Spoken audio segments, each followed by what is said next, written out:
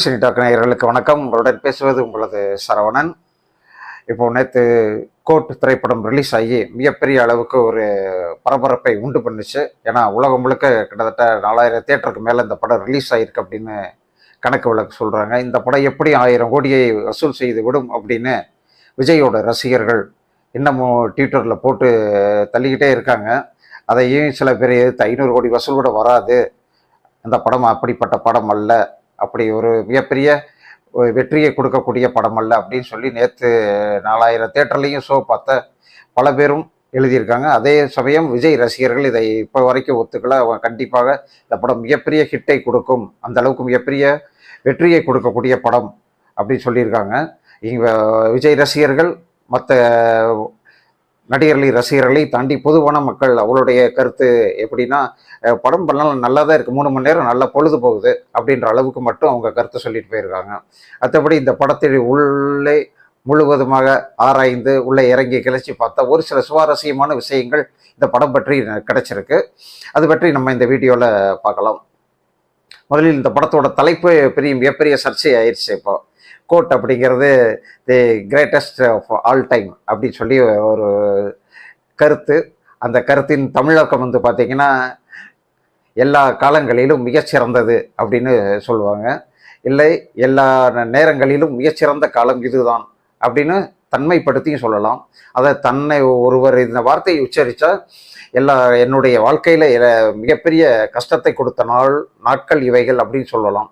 அல்லது என்னுடைய வாழ்க்கையில் நான் சந்தித்த ரொம்ப ரொம்ப நல்ல நாட்கள் இது அப்படின்னு சொல்லலாம். இப்படி அவரவருக்கு வசதியான முறையில் இந்த வாக்கியத்தை நம்ம பயன்படுத்தி கொள்ளலாம். அந்த அளவுக்கு தான் இதை பண்ணியிருக்காங்க. அது மாதிரி எந்த காலத்திலும் ஒரு சிறப்பான ஒரு காலகட்டம் இது அப்படின்ற மாதிரி அந்த படத்தில் ஹீரோவா நடித்த காந்தி என்கின்ற அந்த இளைஞனின் வாழ்க்கையில் நடந்த விஷயமாக இந்த படத்தை எடுத்து எதுக்கு இவ்வளோ பெரிய தலைப்பு வச்சுருக்காங்க அப்படி சொல்லி கூட்டி கழித்து பார்த்தா கூட நமக்கு ஒன்றும் தேர மாட்டேங்குது, நமக்கு ஒன்றும் தோண மாட்டேங்குது. இந்த தலைப்பு எதுக்காக அப்படிங்கிறது இனி வெங்கட் பிரபு ஏதாவது ஒரு சூட்சமமா ஏதாவது இதில் ஒரு குறியீடு இருக்குது அப்படின்னு வெளிப்படையாக வந்து சொன்னால் தான் நடக்கும். அதோட இன்னொரு சுவாரஸ்யமான விஷயம், இந்த தலைப்புக்கு தமிழாக்கம் பண்ணி கொடுங்க அப்படி சொல்லி நிறைய பேர் கேட்டு கடைசியாக யாரோ என்னென்னமோ தலைப்பெல்லாம் அந்த தமிழாக்கம் பண்ணி பார்த்து கடைசியாக அதுவே ஒரு மிகப்பெரிய ட்ரெண்டாகி தமிழில் நேற்று வரைக்கும் ஃபேஸ்புக்கில் முகநூலில் எல்லாம் மிகப்பெரிய அளவுக்கு சர்ச்சை ஆயிடுச்சு. இது ஒரு பக்கம். இன்னொரு பக்கம் கதைன்னு ஒன்று எடுத்துக்கிட்டால் ஒரு பக்கம் அடித்து சொல்கிறாங்க, விஜய் தன்னுடைய சொந்த கதைகளை சில விஷயங்களை இந்த படத்தில் பூத்திருக்காரு, சொல்லியிருக்காரு அப்படி சொல்கிறாங்க. அது என்னென்ன அப்படின்னா, அவருடைய சொந்த வாழ்க்கைகள் நம்ம போகணும். ஒருவருடைய சொந்த வாழ்க்கையை பேசுவதற்கு மற்றவர்களுக்கு உரிமை இல்லை என்றாலும் பொதுவான நபர்கள், பொதுவில் இருப்பவர்கள், பொது வாழ்க்கையில் இருப்பவர்கள் தங்களுடைய வாழ்க்கையை மேற்கோள் காட்டி சில விஷயங்கள் சொல்லும்போது நம்மளும் அதை சொல்லி காட்டுவதில் அல்லது அது மேற்கோள் காட்டுவதில் தவறில்லை அப்படிங்கிறது என்னுடைய கருத்து. அந்த வகையில் இதில் என்ன பிரச்சனை அப்படின்னா, சமீப காலமாக ஒரு 2-3 வருஷமாக நடிகர் விஜய் அவருடைய மனைவியுடன் இணைந்து வாழவில்லை. அவருடைய மனைவி லண்டனுக்கு சங்கீதா லண்டனுக்கு போயிட்டாங்க. இப்போ மகனும் மட்டும்தான் விஜய் கூட இருக்காங்க. இப்போ அந்த மகளும் கூட விஜய் கூட ஒரே வீட்டில் இருந்தாலும் பேசிக்கிறதில்ல, தனித்தனியாக இருக்காங்க. அவங்க சங்கீதா வந்து அப்பப்போ வந்து குழந்தைகளை மட்டும் பார்த்துட்டு போகிறாங்க, இல்லை குழந்தைகள் விருப்பப்பட்ட லண்டனுக்கு போய் அவங்க அம்மா பார்த்துட்டு வர்றாங்க. இப்படி நிறைய ஹேசியங்கள் விஜயை சுற்றி 2 வருஷமாக கலந்தடிக்குது. ஆனால் விஜய் யாருக்கும் எந்த ஒரு பேட்டியும் தராத ஒரு மனிதர் என்பதனால அவர் அதை கண்டுக்கலை. ஆனாலும் ஹேட்டர்ஸ் நிறைய எழுதிக்கிட்டு தான் இருக்காங்க, சொல்லிக்கிட்டு தான் இருக்காங்க. இப்போ அந்த தன்னுடைய கேரக்டரை வச்சு இந்த படத்தில் நடிகை சினேகா அவருடைய மனைவியாக நடிச்சிருக்காங்க. அவங்க வந்து இவரை சந்தேகப்படுற மாதிரி எப்போ பார்த்தாலும் ஃபோனில் இருக்கார், எப்போ பார்த்தாலும் யாரோடையும் பேசிக்கிட்டு இருக்காரு, எப்போ பார்த்தாலும் ஏதோ ஒரு விஷயத்தில் வெளியில் இருக்கார், வீட்டுக்கே வர்றதில்ல, இவர் மேலே எனக்கு சந்தேகமாக இருக்குது, யாரோ ஒரு பொண்ணோட தொடர்பில் இருக்காங்க அப்படி சொல்லி சினேகா வந்து லைலா கிட்ட சொல்கிற மாதிரி. அந்த சினேகா லைலா 2 பேருமே அவர் கூட ஜோடியாக நடித்தவங்க. அதையும் நம்ம கூர்ந்து கவனிக்கணும். 2 பேருமே இவங்க திரிசாவை சொல்லலை, பட்டு சினேகா லைலாட்ட சொல்கிற மாதிரி தான் கதையை அமைச்சிருக்காங்க. இது வந்து அவருடைய சொந்த கதையில் நடந்ததை அவர் அப்படியே பிரதிபலிச்சிருக்காரு அப்படின்னு சொல்லி ஒரு கருத்து வந்துக்கிட்டு இருக்கு. இன்னொரு பக்கம் அந்த மகன் கேரக்டருக்கு பேர் வச்சிருக்கார் சஞ்சய். நிஜமான விஜயோட சொந்த மகனின் பெயரும் சஞ்சய் தான். அதனால அந்த பெயரை இவர் மகன் பெயருக்கு எதுக்காக வச்சாரு அப்படி சொல்லி ஒரு ஹேசியம் நடக்குது. அதோட மகன் வந்து ஏற்கனவே அப்பா கூட சண்டைனால பேசாமல் இருக்காரு, 2 பேர்த்துக்கு இடையில முட்டிக்கிச்சு அப்படின்னு சொல்லி ஹேட்டர்ஸ் எல்லாம் சொல்லி எழுதி ட்விட்டர்ல எல்லாம் நிறைய போட்டிருந்தாங்க.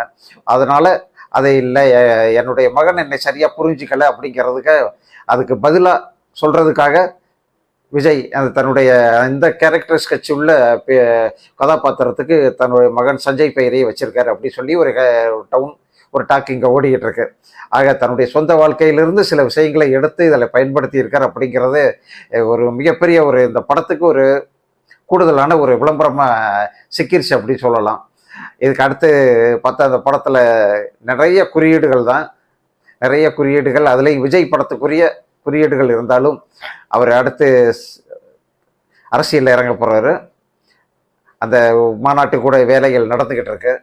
அதில் அந்த அரசியலை பற்றி ஒரு வார்த்தை கூட வரக்கூடாதுன்னு அவர் சொன்னாலும் பிரேம்ஜியை வச்சு ஒரு 2 இடத்துல அந்த கமெண்ட் பண்ணியிருக்காங்க. அந்த கமெண்டையும் அவர் ஏற்றுக்கிறாரு. இன்னொரு பக்கம் அவர் போன தடவை ஒரு படத்துடைய இசை வெளியீட்டு விழாவில் பேசும்போது உம்முன்னு இருக்கிறவன் அப்படி சொல்லி ஒரு வசனத்தை ஒன்று பேசினார். அட்டகாசமான வசனம். அந்த வசனத்தை இந்த படத்துலையும் இதே அந்த பஞ்ச் டைலாக் மாதிரி பிரேம்ஜி திருப்பி சொல்லி காட்டுறாரு. அதுக்கு அவர் சொல்கிற பதில், உன்னை எல்லாம் பஞ்ச் டைலாக் பேச வந்துட்டியா அப்படின்ற மாதிரி சொல்லி அந்த அவருக்கு இதை பற்றி விமர்சனம் பேசுகின்ற பத்திரிகையாளர்களுக்கு அவர் சொல்கின்ற பதிலாக நம்ம எடுத்துக்கணும் அப்படின்னு சொல்லி இது ஒரு டாக்கு இந்த படத்தின் மூலமாக நமக்கு கிடைச்சிருக்கு. அப்புறம் இந்த படம் மொத்தமாகவே பார்க்க போனால் இது ஒரு காப்பி கேட் படம் அப்படின்னே மறுபடியும் சொல்லிட்டாங்க. இது ராஜதுரை அப்படின்ற ஒரு திரைப்படம், விஜயகாந்த் நடித்த படம். விஜயகாந்த் ரெட்டை வேடம், விஜயகாந்துக்கு வில்லனா ஆனந்தராஜ் நடிச்சிருந்தாரு. ஆனந்தராஜ் கேரக்டரில் தான் இப்போ விஜயோட மகன் சஞ்சய் நடிச்சிருக்காரு. இந்த படத்தை இயக்கியிருப்பது எஸ்.ஏ. சந்திரசேகரன். அந்த படத்தில் கதையும் இதே தான். அதில் நாட்டுப்பற்று, தேசப்பற்று, அதோட அந்த தீவிரவாதியை கண்டுபிடிக்க போய் கடைசியாக சொந்த வாழ்க்கையில் நிறைய பிரச்சனைகள் வந்து அதை எப்படி சமாளிக்கிறார் அப்படிங்கிறது தான் ராஜதுரை படத்துடைய கதை சுருக்கம். அதே தான் இந்த படத்துலேயும் எடுத்திருக்காரு. ஆக மொத்தம் இதுவும் ஒரு சுட்ட கதை தான் அப்படின்னு சொல்லி ஒரே படம் போட்டாங்க. ஆனால் இதுக்கும் வெங்கட் பிரபு இது வரைக்கும் பதில் சொல்லலை. அப்புறம் அடுத்து பார்த்தா லாஜிக் மிஸ்டேக்ஸ் நிறையவே இந்த படத்தில் இருக்குது. ஆனால் அந்த லாஜிக் மிஸ்டேக்கெல்லாம் நினச்சி கூட பார்க்காத அளவுக்கு நம்மளை படம் பார்க்க வச்சுருக்காரு வெங்கட் பிரபு. அந்த வகையில் அதை அவரை ரொம்ப பாராட்டுறேன். ஏன்னா உளவுத்துறை அப்படின்னாலே இப்போவும் உளவுத்துறையில் வேலை பார்க்கறதுக்கு வெளியில் தைரியமாக எஸ்எஸ்சியை கால்ஃபார்ம் பண்ணுறாங்க, ஸ்டாஃப் செலெக்ஷன் கமிஷன் கால்ஃபார்ம் பண்ணுறாங்க. தனியாகவும் அவங்க அமைப்பு அந்த உளவுத்துறை அமைப்பே தனியாகவும் இந்த வேலைக்கு ஆட்கள் தேவை அப்படின்னு சொல்லி செலக்ட் பண்ணுறாங்க. இதில் செலக்ட் பண்ணுறவங்களும் ஆஃபீஸ் வேலைக்கு யூஸ் பண்ணிக்கிறாங்க. ஆனால் இந்த நாடு விட்டு நாடு போய் அங்கே இருந்து உட்காந்து துப்பறியும் வேலை, ஜேம்ஸ்பாண்ட் வேலையெல்லாம் பண்ணுறதுக்கு வந்து சிபிஐயில் இருந்து டெபுடேஷனில் சில பேர் அவங்க கூப்பிட்டுக்கிறாங்க. இப்படி சில நடக்குது.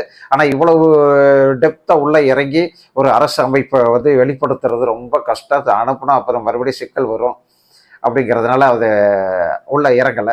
ஆனாலும் எல்லா நாடுகளிலும் உளவாளிகளும் சொல்லுவது மாதிரி எல்லா நாடுகளும் உளவாளிகள் இதை சொல்லுவாங்க.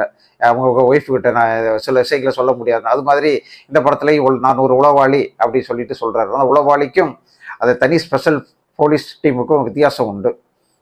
இவர் உளவாளி இல்லை, அவர் தீவிரவாத தடுப்பு பிரிவு சேர்ந்த ஒரு அதிகாரி. ஆக உளவாளிக்கு இவருக்கு வித்தியாசம் உண்டு. உளவாளி வேற, இவர் வேலை. ஸ்பைங்கிறவங்க கவர்மெண்ட் கணக்குலேயே வரமாட்டாங்க. அவங்க அட்டர்னஸ் ரிஜிஸ்டரே கிடையாது, அவங்களுக்கு ஆஃபீஸே கிடையாது. அவங்க சம்பளம் வந்து எப்படி வரும்னே தெரியாது. ஆனால் அவங்க அக்கௌண்ட்டில் யாரோ ஒரு கடை முதலாளி, சார் உங்கள்கிட்ட துணி வாங்கிட்டேன், பணம் அனுப்பியிருக்கேன்னு சொல்லி அனுப்புவாங்க. அவ்வளோதான். இதுதான் உலகம் முழுக்க எல்லா உளவாளிகளுக்கும் தான் கதை.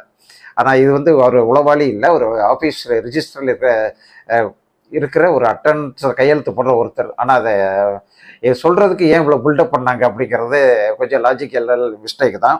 அதை நம்ம உருப்படியே சொல்லணும்.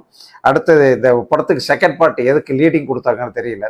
ஏன்னா கிளைமாக்ஸே இப்போ குழப்பத்தை கொஞ்சம் கொண்டு வந்திருக்காரு. அந்த மகள் கேரக்டருக்கு ஒரு குழப்பத்தை கொண்டு வந்து இந்த பையன் தப்பாக போகிறாமா அப்படின்னு அவருடைய குடும்ப கதையை சொல்கிற மாதிரி சொல்லி அவங்கிட்ட போகாத என்கிட்ட வா அப்படின்னு சொல்லி இவர் மிரட்ட, பையன் இல்லை என் கூட அவர் கொலை பண்ணிடுவா சொல்லி அவர் மிரட்ட, கடைசியாக இறந்து போனது மகனா அப்பாவான்ற மாதிரியான ஒரு குழப்பத்தை கொண்டு வந்து கடைசியாக அந்த கண்ணாடி பேலைக்குள்ளே வச்சுருக்கிறது அப்பா அப்படின்னு தெரியுது. ஆனால் அப்பா எப்படி இறந்தார்? அப்பா இல்லையே, அப்பா தானே உசுரோடு இருக்காரு. அப்போ உள்ளே இருந்தது யார்? அப்போ இதை பார்க்கணும்னா நீங்கள் செகண்ட் பார்ட்டுக்கு வெயிட் பண்ணுங்க அப்படி சொல்கிறாரு. ஆக மொத்தம் இதுதான் இந்த படத்தை மொத்தமாக கவுத்து விட்டது இதுதான் நினைக்கிறேன். ஏன்னா இது ஒரு விஜய் மாதிரியான மாஸ் ஹீரோ படத்தில் இல்லை, இந்த மாதிரியான நீங்களே ஊகிச்சுக்கங்க அப்படி சொல்லி முடிக்கிறதெல்லாம் வேலைக்கே ஆகாது. அது இந்த படத்து மூலமாக தெரிஞ்சு போச்சு. நிச்சயமாக இதை அவர் மாற்றி செஞ்சுருக்கணும். அதை அவர் மாற்றாமல் வெங்கட் பிரபு செஞ்சது ரொம்ப ரொம்ப தவறு. அடுத்தது வெங்கட் பிரபுவோட மாநாடு படம் பார்த்தீங்கன்னா, அந்த படத்தில் எஸ்.ஏ. சூர்யா வர்ற அத்தனை சீனும் பூரி பட்டாசு. அவ்வளோ பேர் தேட்டரை விழுது விழுது கைதட்டினாங்க, சிரிச்சாங்க, கைதட்டினாங்க. ஆனால் இந்த படத்தில் அப்படி ஒரு ஒட்டுமொத்த தேட்டர் கைதட்டுற அளவுக்கான காட்சிகள் எதுவும் இல்லைங்கிறது ரொம்ப ரொம்ப வருத்தமான ஒரு விஷயம். அதை நம்ம பதிவு பண்ணுறோம். 2 ஏஐ ஆர்டிஃபிஷியல் இன்டெலிஜென்ஸ் அப்படி சொல்கிறாங்கல்ல, அந்த நுண்ணறிவை பயன்படுத்தி இதில் மகன் கேரக்டர் அவ்வளோ அழகாக வடிவமைச்சிருக்காங்க. இதுக்கு விஎஃப்எஸ் முன்னாடியில் விஎஃப்எஸ் கிராஃபிக்ஸில் ஆள் ரெடி பண்ணுவாங்க. ஆனால் இந்த தடவை அதெல்லாம் வேணாம், இந்த ஏஐலேயே முடிச்சிடலாம் அப்படின்னு சொல்லிட்டு ஏஐலேயே பக்காவாக பண்ணியிருக்காங்க. ரொம்ப அழகாக இருக்குது, பார்க்குறதுக்கு அழகாக இருக்குது, செய்கிறதுக்கு அழகாக இருக்குது. ஆனால் இது ஒரு இன்னொரு பக்கம் பார்த்தா இனிமேல் வரக்கூடிய காலகட்டத்தில் சினிமாவில் ஆட்கள் குறைப்பு அல்லது ஆட்கள் தேவையில்லாத நிலைமையை இந்த ஏஐ உருவாக்கும் என்பதற்கு இதுவும் ஒரு மிகச்சிறந்த உதாரணம். அதே சமயம் ஏஐ மிகப்பெரிய ஒரு உதவி பண்ணியிருக்கு. அது என்னங்கிறது இந்த படத்து துவக்கத்திலேயே விஜயகாந்த் உள்ள வர விஜயகாந்த் தோற்றத்தில் விஜய் நடிச்சிருப்பார். அந்த காட்சி ரொம்ப அழகாக பண்ணியிருக்காங்க. அதனுடைய நடிப்பு, அந்த விஜயகாந்த் எப்படி பேசுவாரோ அதே மாதிரி பேசி அதே மாதிரி முகப்பாவனை கொண்டு வந்திருக்காங்க. உண்மையை ரொம்ப கஷ்டப்பட்டு டெடிக்கேஷனோட அதை ரெடி பண்ணியிருக்காங்க. நிச்சயம் அதுக்கும் பாராட்டுகள். அதை ஏஐ ஆக மொத்தம் இது வரமா அல்லது சாபமா அப்படிங்கிறத இன்னும் கொஞ்ச நாள் வேற ஒரு தனி டாப்பிக்கில் பார்ப்போம். ஆனாலும் இந்த படத்தை கோட் படம் பொறுத்த மட்டில் இப்போது வரையிலும் நடந்திருப்பது அவருடைய சொந்த வாழ்க்கை கதையில் கொஞ்சம் எடுத்து போட்டிருக்காரு. அதை ஒரு சரியான சந்தர்ப்பத்தில் தன்னுடைய நிலைமை எடுத்து சொல்லியிருக்காரு. அப்படி சொன்னாலும் அவங்க கட்சிக்காரங்களுக்கெல்லாம் ரொம்ப சந்தோஷமாகவும் மற்றவங்களுக்கெல்லாம் ரொம்ப பூரிப்பாகவும் அவள் மெய்கிறவங்களுக்கெல்லாம் இன்னொரு அவளை மெல்ற மாதிரி ஒரு வாய்ப்பை ஏற்படுத்தி கொடுத்துருக்காரு விஜய். அது என்னன்னா, அந்த படத்தில் ஒரு பாடல் காட்சியில் அவருடைய நீண்ட நாள் ஜோடி த்ரிஷா ஒரு பாட்டுக்கு டான்ஸ் ஆடியிருக்காங்க. அந்த பாட்டுக்கு அருமையான டான்ஸு, அருமையான பாடல். நிச்சயமாக விஜய் ரசிகர்களை எந்திரிச்சு ஆட வைக்கக்கூடிய ஒரு குத்துப்பாட்டு, குத்து டான்ஸு. இதை பார்த்தோன்னே அவங்க உறுதியாக சொல்கிறாங்க, அவங்க ரசிகர்கள் 2026 திரிஷா தான் துணை முதல்வர் அப்படி சொல்ல ஆரம்பிச்சிட்டாங்க தேட்டர் வாசல்லையே நேற்று. ஆக திரிஷா துணை முதல்வர் ஆவாரா அப்படிங்கிறத 26 வரைக்கும் தான் பொறுத்து வந்து பார்க்கணும். ஆனால் அதுக்கு முன்னாடி ஒரு அரசியலுக்கு லீடிங்கில் போயிட்டு இருக்காரு அப்படின்னு தகவலை அழுத்தமாக பதிவு பண்ணியிருக்குது. இன்னொன்று விஜய் வர காருடைய நம்பர் CM2026. அதுவே இன்னொரு அடையாளம் தான். கரெக்டாக தன்னுடைய அரசியல் வருகையை இந்த படத்தில் அழகாக பதிவு பண்ணிட்டாரு. வேறொரு இயக்குனராக இருந்தால் அவர்கள் இது மாதிரியான அரசியல் அபிலாஷைகளுக்கு உடன்பட மாட்டார்கள். அப்படிங்கிறதுனால தான் கரெக்டாக இவரை கூப்பிட்டு, அது வெங்கட் பிரபுவை கூப்பிட்டு இது மாதிரி பண்ணலாமா, என்னுடைய சொந்த செய்யலாமா அப்படி கேட்டு செஞ்சுருக்காரு போல இருக்கு. அதே சமயம் வெங்கட் பிரபுக்கு நிறைய சுதந்திரமும் கொடுத்துருக்காரு. அந்த சுதந்திரம் என்னன்னா, வெங்கட் பிரபுவோட எப்போவுமே வெங்கட் பிரபு கூடயே ஒரு செட்டிங் ப்ராப்பர்ட்டிஸ் மாதிரி வருவாங்க. அத்தனை நடிகர்களும் இந்த படத்தில் இருக்காங்க. அவங்களும் முதல் முறையாக விஜய் கூட நடிச்சிருக்காங்க. அந்த வகையில் இந்த படம் இயக்குனர் விஜய் இருவருக்குமே அவருடைய சொந்த இதில் ஒரு முனைப்போடு செய்யக்கூடிய ஒரு வேலையை செஞ்சு முடிச்சிருக்காங்க அப்படிங்கிறது தான் உண்மை. ஆனாலும் இந்த படம் மிகப்பெரிய வெற்றி பெறுமா அப்படிங்கிறது அடுத்த திங்கட்கிழமை காலையில் தான் தெரியும். ஏன்னா இந்த வாரம் வரைக்கும் இந்த கூட்டம் எப்போவுமே இந்த நாளைக்கு விநாயகர் சதுர்த்தி, அடுத்த நாள் ஞாயிற்றுக்கிழமை, அதனால் எப்போவுமே கூட்டம் வரும். திங்கட்கிழமையிலிருந்து தான் இந்த படம் மிகப்பெரிய வெற்றி அல்லது எவ்வளோ வசூலை டோட்டலாக அள்ளும் என்பது தெரிய வரும். எப்படி இருந்தாலும் இந்த கோட் தமிழ் சினிமாவிலும் ஒரு தோற்றத்தை, மாய தோற்றத்தை உருவாக்கி இருக்கு. அதே சமயம் விஜய்க்கும் பத்திரிகையாளர்களிட பேட்டி கொடுக்காத அளவுக்கு தன்னுடைய சொந்த வாழ்க்கையில் சில விஷயங்களை இது பேசியிருக்கார் அப்படிங்கிறதை நம்மளும் ஊடகமாக உணர்ந்து கொண்டோம். இது அடுத்த கடைசி படத்தில் இனி என்ன பேசுவார் அப்படிங்கிறது தெரியல. ஒருவேளை அதில் அரசியல் இருக்கா இல்லையா, அதில் தன்னுடைய மொத்த அரசியல் கொள்கையும் அதில் சொல்லுவார் அப்படிங்கிறத நம்ம பொறுத்திருந்து பார்ப்போம். நன்றி, வணக்கம்.